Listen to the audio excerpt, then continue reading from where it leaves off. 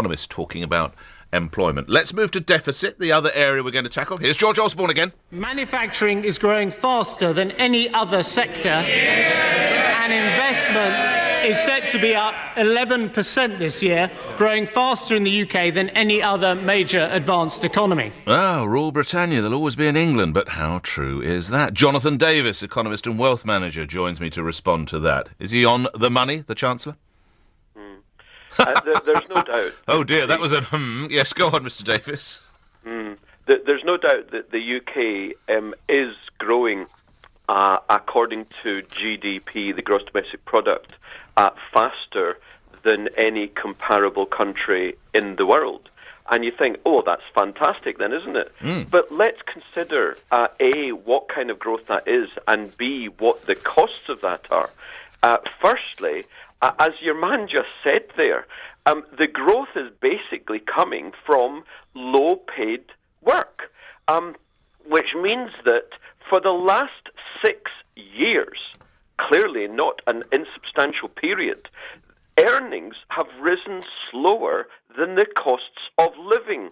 And that's for the majority of folk in the UK. So although there is economic growth, it's skewed to certain sectors of the economy, which means that the masses aren't experiencing it. Now, on the other side, how are we getting that growth? Well, as everyone knows, it's because the Chancellor has borrowed over the last 4.5 years, goodness me, more than Gordon Brown borrowed.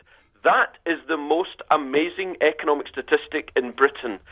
Now, that a Conservative led government is borrowing more than the socialists a few years ago.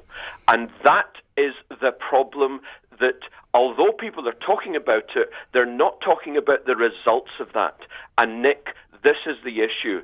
Many of your listeners are under the age of 40. And those people are basically economically toast. No one cares about them. We're borrowing massively. We're still going to borrow massively. I don't believe George Osborne in the slightest. I also don't believe Ed Balls when they say that they will cut the borrowings, the deficit. They won't. And who's going to have to pay back all this massive debt that has been built up over the last 10 or 15 years? The next generation.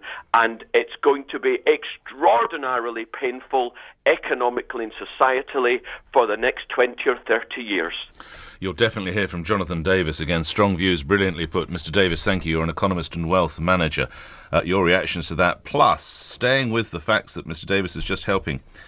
How much for every man, woman and child in Britain, for every single one of us, does the government borrow a year? So if we each had to write a cheque to sustain the borrowing, how much would that cheque be to keep UK PLC going? That figure, and we get into the tragedy of the young mum, believed to have been found dead. The police have now spoken to the family, so I think we can effectively say that, who is not taking her depression medicine, and will continue to look. More details coming in on these arrests of 2 men in London. More details on that right after this, actually. 8:16.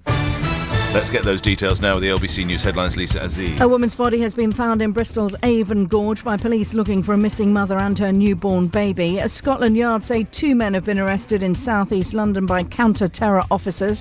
Thousands of home buyers will pay less in stamp duty from this morning, following changes announced in